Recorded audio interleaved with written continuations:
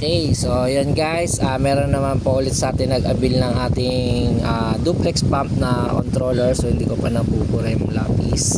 Okay, so madali na lang yan. Then, so sa mga videos pastly na pinakita ko sa inyo guys, may nakita nyo na yung operation nito, yung paano yung sequence nito. So ito yung ating emergency stop.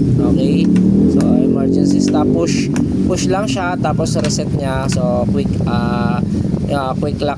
clockwise lang para mag-reset din. Meron siyang manual, then off, then automatic. So pag nag-manual ka, either na gusto mo mag-pump 1 or either gusto mo mag-pump 2. So it's up to you kung ano yung gagamitin nyo. Then nandito yung indicator po natin para sa pump 1 and sa pump 2. Then overload para sa pump 1, overload para sa pump 2, then ang kanyang voltage monitoring. So yan lang. Then may mga past videos ako nito. Makikita nyo din naman yan. Then open ko siya. Yan.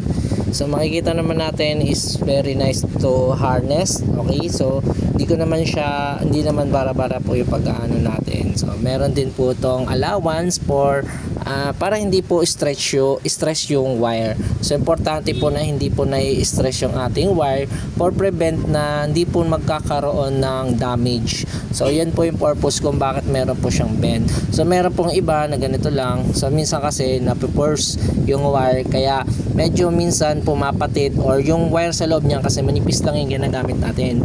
Why? Bakit manipis, hindi makapal? Kasi control lang po to.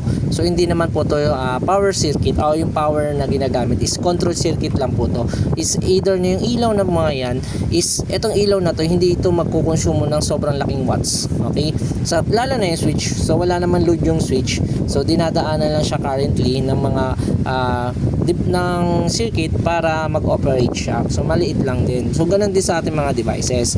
So hindi natin kailangan gumamit ng malalaking wire katulad ng 2.0, 3.5. So kasi hindi naman siya power. So okay na yung control.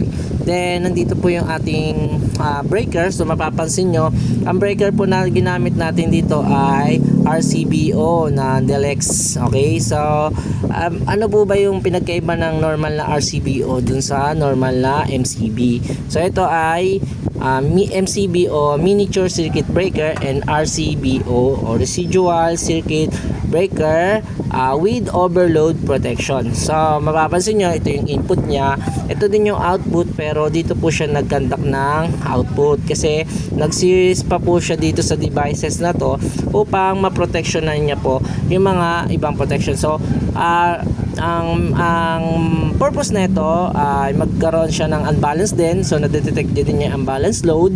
So either na single phase lang to, pero pwede po kasi magkaroon ng unbalance din.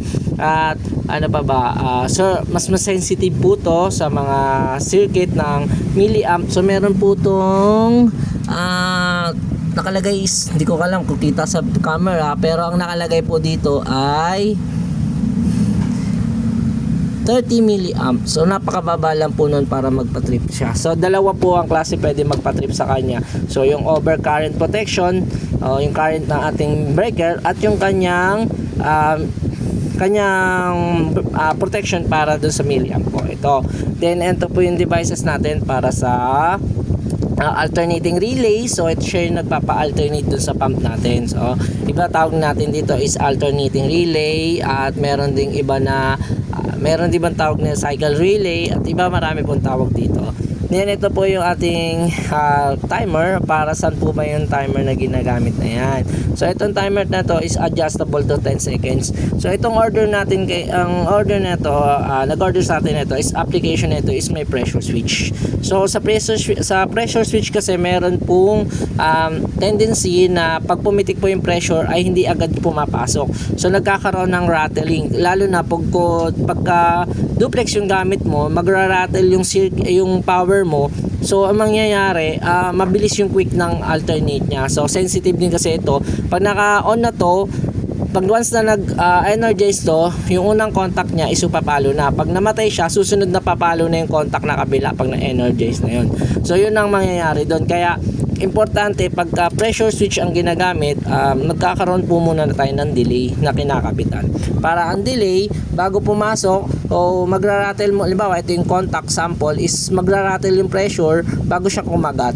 Ang mangyayari, yung delay mo, so mamamatay-matay mo na yung timer kasi nga hindi siya papasok agad hanggat hindi natatapos yung time. Pag pumasok na yung contact niya, saka pa lang siya magpapagana ng alternating relay para paganahin yung pump na naka-assign sa kanya.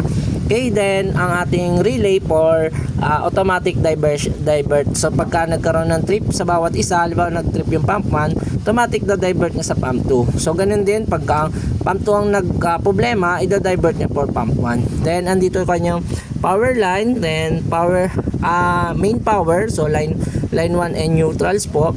At meron din power line para nagpasuggest po si sir ng maglagay ng power para sa kanya at meron siya paggagamitan. So maliit lang to kasi parang solenoid lang naman ang gagamitin niya. So maliit lang naman ang solenoid.